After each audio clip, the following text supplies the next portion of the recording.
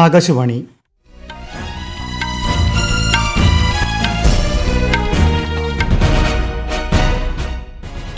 നമസ്കാരം. വാർത്തകൾ വായിക്കുന്നത് അനിൽകുമാർ.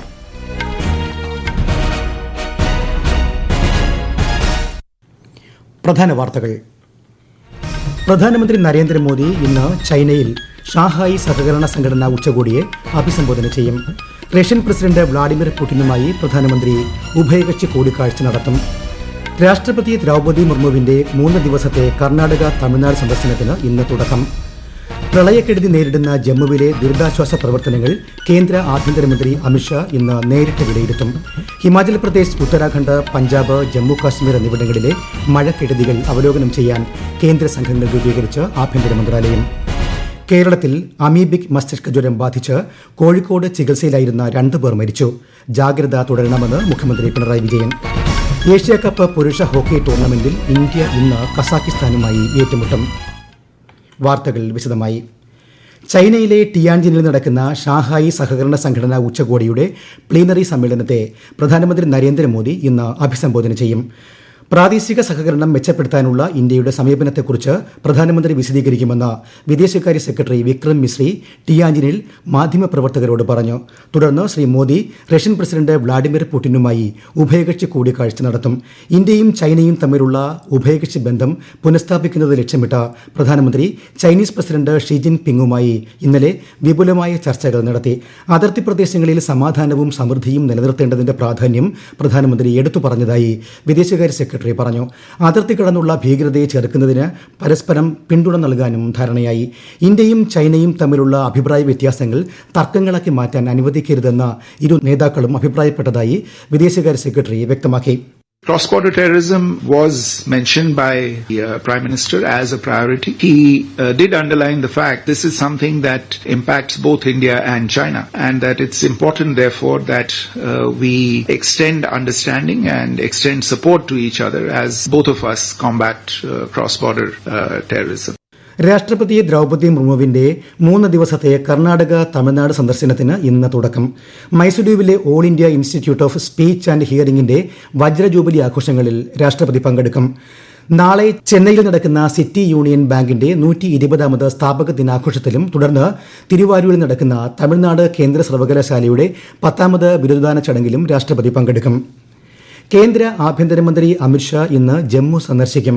മേഘവിസ്ഫോടനങ്ങളും വെള്ളപ്പൊക്കവും മൂലമുണ്ടായ നാശനഷ്ടങ്ങളും മേഖലയിലെ ദുരിതാശ്വാസ പ്രവർത്തനങ്ങളും അദ്ദേഹം അവലോകനം ചെയ്യും. ദുരിതബാധിത പ്രദേശങ്ങളിലെ പുനരധിവാസം, അടിസ്ഥാന സൌകര്യങ്ങളുടെ പുനഃസ്ഥാപനം എന്നിവ സംബന്ധിച്ച് ലഫ്റ്റനന്റ് ഗവർണർ മനോജ് സിൻഹ, മുതിർന്ന ഉദ്യോഗസ്ഥർ തുടങ്ങിയവരുമായി ശ്രീ ഷാ ചർച്ച ചെയ്യും. വെള്ളപ്പൊക്ക ബാധിത പ്രദേശങ്ങളായ കത്രയും കിഷ്ത്വാറും കേന്ദ്ര ആഭ്യന്തരമന്ത്രി സന്ദർശിക്കും. ഹിമാചൽ പ്രദേശ്, ഉത്തരാഖണ്ഡ്, പഞ്ചാബ്, ജമ്മു കാശ്മീർ എന്നിവിടങ്ങളിലെ മഴക്കെടുതികൾ വിലയിരുത്തുന്നതിനായി ആഭ്യന്തര മന്ത്രാലയം അന്തർ മന്ത്രിതല കേന്ദ്ര സംഘങ്ങൾ രൂപീകരിച്ചു. സംഘങ്ങൾ മേഖലയിലെ സ്ഥിതിഗതികൾ നേരിട്ട് വിലയിരുത്തി സംസ്ഥാനങ്ങളുടെ ദുരിതാശ്വാസ പ്രവർത്തനങ്ങൾ അവലോകനം ചെയ്യും. ആഭ്യന്തര മന്ത്രാലയത്തിൽ നിന്നോ ദേശീയ ദുരന്ത നിവാരണ അതോറിറ്റിയിൽ നിന്നോ ഉള്ള ഒരു മുതിർന്ന ഉദ്യോഗസ്ഥൻ ഓരോ സംഘത്തെയും നയിക്കും. ദുരന്ത ബാധിത പ്രദേശങ്ങൾക്കാവശ്യമായ എല്ലാ സഹായങ്ങളും നൽകുന്നുണ്ടെന്ന് ആഭ്യന്തര മന്ത്രാലയം അറിയിച്ചു. ഇന്ത്യൻ ഉൽപ്പന്നങ്ങളെ പിന്തുണച്ച് വോക്കൽ ഫോർ ലോക്കൽ എന്ന ആശയം മുൻനിർത്തി ഉത്സവങ്ങൾ ആഘോഷിക്കണമെന്ന് പ്രധാനമന്ത്രി നരേന്ദ്രമോദി മൻ കി ബാത്ത് പരിപാടിയിൽ സംസാരിക്കുകയായിരുന്നു അദ്ദേഹം. സിവിൽ സർവീസ് പരീക്ഷയുടെ അന്തിമ പട്ടികയിൽ എത്താൻ കഴിയാത്ത കഴിവുള്ള ഉദ്യോഗാർത്ഥികൾക്കായി ആവിഷ്കരിച്ച പ്രതിഭ സേതു ഡിജിറ്റൽ പ്ലാറ്റ്ഫോമിനെക്കുറിച്ച് പ്രധാനമന്ത്രി മൻ കി ബാത്തിൽ പരാമർശിച്ചു. പ്രതിഭ സേതു സംവിധാനം ഏറെ പ്രതീക്ഷ നൽകുന്നതാണെന്ന് സിവിൽ സർവീസ് ഉദ്യോഗാർത്ഥി മീനാക്ഷി ജയൻ ആകാശവാണി വാർത്തകളോട് പറഞ്ഞു. ഇത്തരം മത്സരാധിഷ്ഠിത പരീക്ഷകളിൽ അന്തിമ വിജയം കൈവരിക്കാൻ സാധിക്കാതെ പോകുന്ന ഞങ്ങളെപ്പോലുള്ളവർക്കായി യൂണിയൻ പബ്ലിക് സർവീസ് കമ്മീഷൻ അവതരിപ്പിക്കുന്ന പ്രതിഭ സേതു അഥവാ professional resource and talent integration bridge for hiring aspirants എന്ന സംവിധാനത്തെ അത്യന്തം പ്രത്യാശയോടെയാണ് ഞങ്ങൾ സ്വീകരിക്കുന്നത്. ഇത്തരം പ്രത്യാശകൾ നിറഞ്ഞ സമീപനങ്ങളെക്കുറിച്ച് പൊതുജനങ്ങൾക്കും അറിവ് ലഭിക്കുന്നതിനായി പ്രധാനമന്ത്രി ശ്രീ നരേന്ദ്രമോദി മൻ കി ബാത്തിലൂടെ ശ്രദ്ധിക്കുന്നു എന്നത് ഞങ്ങളെ സംബന്ധിച്ച് ഏറെ ആവേശം നിറഞ്ഞ കാര്യമാണ്. കേരളത്തിൽ അമീബിക് മസ്തിഷ്ക ജ്വരം ബാധിച്ച് കോഴിക്കോട് ചികിത്സയിലിരുന്ന 2 പേർ മരിച്ചു. കോഴിക്കോട് മെഡിക്കൽ കോളേജിൽ ചികിത്സയിലിരുന്ന 3 മാസം പ്രായമുള്ള കുഞ്ഞും ഒരു സ്ത്രീയുമാണ് മരിച്ചത്. അമീബിക് മസ്തിഷ്ക ജ്വരത്തിന്റെ കാര്യത്തിൽ ജാഗ്രത തുടരണമെന്ന് മുഖ്യമന്ത്രി പിണറായി വിജയൻ പറഞ്ഞു. കിണറുകളും വാട്ടർ ടാങ്കുകളും ഉൾപ്പെടെ ക്ലോറിനേറ്റ് ചെയ്യുന്നതിൽ എല്ലാവരും മുൻകൈയെടുക്കണമെന്നും മുഖ്യമന്ത്രി ആഹ്വാനം ചെയ്തു. കേരളത്തിൽ മനുഷ്യ വന്യജീവി സംഘർഷം ലഘൂകരിക്കുന്നതിന്റെ ഭാഗമായി 45 ദിവസത്തെ വന്യജീവി ആക്രമണ ലഘൂകരണ തീവ്രയജ്ഞ പരിപാടിക്ക് തുടക്കമായി. 30ഓളം പഞ്ചായത്തുകളിൽ തീവ്രമായ വന്യജീവി ആക്രമണങ്ങൾ റിപ്പോർട്ട് ചെയ്യപ്പെടുന്നുണ്ട്. പദ്ധതി 3 ഘട്ടങ്ങളിലായാണ് നടപ്പാക്കുക. സംസ്ഥാന തലത്തിൽ പരിഹരിക്കാൻ കഴിയാത്ത പ്രശ്നങ്ങൾ കേന്ദ്ര സർക്കാരിന്റെ അടിയന്തര ശ്രദ്ധയിൽ കൊണ്ടുവരുമെന്ന് മുഖ്യമന്ത്രി പിണറായി വിജയൻ പറഞ്ഞു. തിരുവനന്തപുരം സർക്കാർ മെഡിക്കൽ കോളേജിൽ 180-ലധികം കോടി രൂപയുടെ 15 പദ്ധതികൾ മുഖ്യമന്ത്രി പിണറായി വിജയൻ ഇന്ന് ഉദ്ഘാടനം ചെയ്യും. വികസന പ്രവർത്തനങ്ങളിലൂടെ മെഡിക്കൽ കോളേജിൽ വലിയ മാറ്റം സാധ്യമാകുമെന്ന് മന്ത്രി വീണ ജോർജ് പറഞ്ഞു. ഈ വാർത്തകൾ ആകാശവാണിയിൽ നിന്ന്.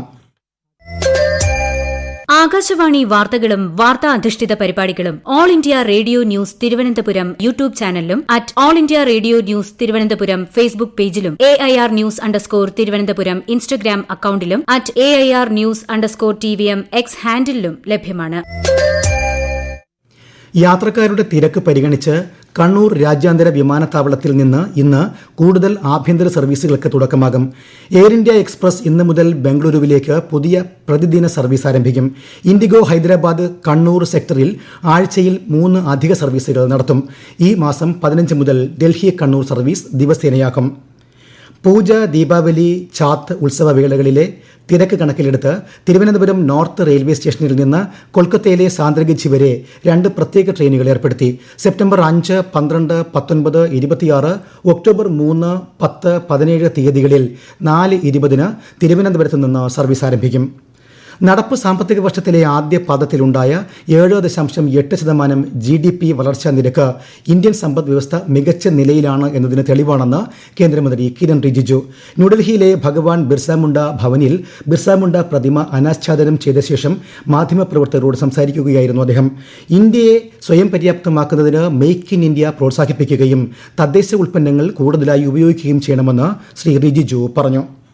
स्वदेशी होना चाहिए, भारत में बनी हुई चीज़ें को इस्तेमाल करना चाहिए, मेक इन इंडिया को बढ़ावा देना चाहिए, भारत को आत्मनिर्भर बनाना है. इतना स्पेक्टेकुलर ग्रोथ 7.8% हमारे इस क्वार्टर में जो GDP ग्रोथ हुआ है उससे साबित हो गया कि मोदी जी से ज़्यादा अच्छा इकोनॉमिक मैनेजमेंट कोई कर नहीं सकता है दुनिया में.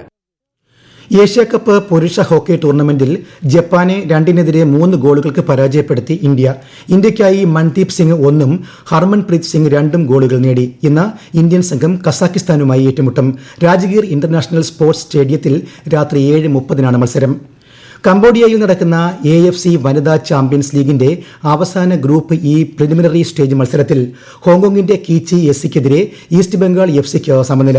വാശിയേറിയ പോരാട്ടത്തിൽ ഇരു ടീമുകളും ഓരോ ഗോൾ വീതം നേടിയാണ് സമനില പാലിച്ചത്. ഒഡീഷ FCക്ക് ശേഷം ടൂർണമെന്റിന്റെ പ്രധാന ഡ്രോയിലേക്ക് മുന്നേറുന്ന രണ്ടാമത്തെ ഇന്ത്യൻ ടീമാണ് ഈസ്റ്റ് ബംഗാൾ. ഹിമാചൽ പ്രദേശ്, ഉത്തരാഖണ്ഡ് എന്നിവിടങ്ങളിൽ ഇന്നും അതിശക്തമായ മഴയ്ക്ക് സാധ്യതയെന്ന് കേന്ദ്ര കാലാവസ്ഥാ വകുപ്പ്. ഛത്തീസ്ഗഡ്, ആന്ധ്രാപ്രദേശ്, കർണാടക, ഗുജറാത്ത്, മഹാരാഷ്ട്ര, ഗോവ തുടങ്ങിയ ഇടങ്ങളിലും ശക്തമായ മഴയ്ക്ക് സാധ്യതയുണ്ട്. കേരളത്തിലും ഒറ്റപ്പെട്ട ഇടങ്ങളിൽ നേരിയ മഴയ്ക്ക് സാധ്യത. രാജ്യത്ത് വാണിജ്യ ആവശ്യങ്ങൾക്കുള്ള പാചകവാതകത്തിന്റെ വില കുറച്ചു. സിലിണ്ടറിന് 51 രൂപ 50 പൈസയാണ് കുറച്ചിട്ടുള്ളത്.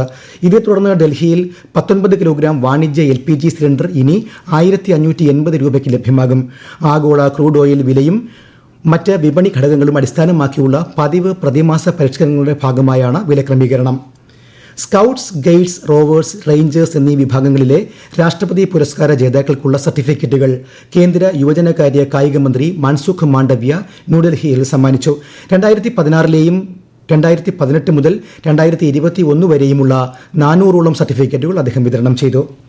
കേന്ദ്ര ആയുഷ് മന്ത്രാലയത്തിന്റെ നേതൃത്വത്തിൽ ഈ മാസം 3-4 തീയതികളിൽ ആയുഷ് ദൌത്യവും ശേഷി വികസനവും സംബന്ധിച്ച വകുപ്പുതല ഉച്ചകോടി സംഘടിപ്പിക്കും. പ്രധാന വാർത്തകൾ വീണ്ടും. പ്രധാനമന്ത്രി നരേന്ദ്രമോദി ഇന്ന് ചൈനയിൽ ഷാങ്ഹായ് സഹകരണ സംഘടന ഉച്ചകോടിയെ അഭിസംബോധന ചെയ്യും. റഷ്യൻ പ്രസിഡന്റ് വ്ളാഡിമിർ പുടിനുമായി പ്രധാനമന്ത്രി ഉഭയകക്ഷി ചർച്ച നടത്തും. രാഷ്ട്രപതി ദ്രൗപദി മുർമുവിന്റെ 3 ദിവസത്തെ കർണാടക, തമിഴ്നാട് സന്ദർശനത്തിന് ഇന്ന് തുടക്കം. പ്രളയക്കെടുതി നേരിടുന്ന ജമ്മുവിലെ ദുരിതാശ്വാസ പ്രവർത്തനങ്ങൾ കേന്ദ്ര ആഭ്യന്തരമന്ത്രി അമിത്ഷാ ഇന്ന് നേരിട്ട് വിലയിരുത്തും. ഹിമാചൽ പ്രദേശ്, ഉത്തരാഖണ്ഡ്, പഞ്ചാബ്, ജമ്മുകാശ്മീർ എന്നിവിടങ്ങളിലെ മഴക്കെടുതികൾ അവലോകനം ചെയ്യാൻ കേന്ദ്ര സംഘങ്ങൾ രൂപീകരിച്ച് ആഭ്യന്തര മന്ത്രാലയം. കേരളത്തിൽ അമീബിക് മസ്തിഷ്ക ജ്വരം ബാധിച്ച് കോഴിക്കോട് ചികിത്സയിലിരുന്ന 2 പേർ മരിച്ചു. ജാഗ്രത തുടരണമെന്ന് മുഖ്യമന്ത്രി പിണറായി വിജയൻ. ഏഷ്യാകപ്പ് പുരുഷ ഹോക്കി ടൂർണമെന്റിൽ ഇന്ത്യ ഇന്ന് കസാഖിസ്ഥാനുമായി ഏറ്റുമുട്ടും. വാർത്തകൾ കഴിഞ്ഞു. അടുത്ത വാർത്താ പ്രക്ഷേപണം ഉച്ചയ്ക്ക് 12:30.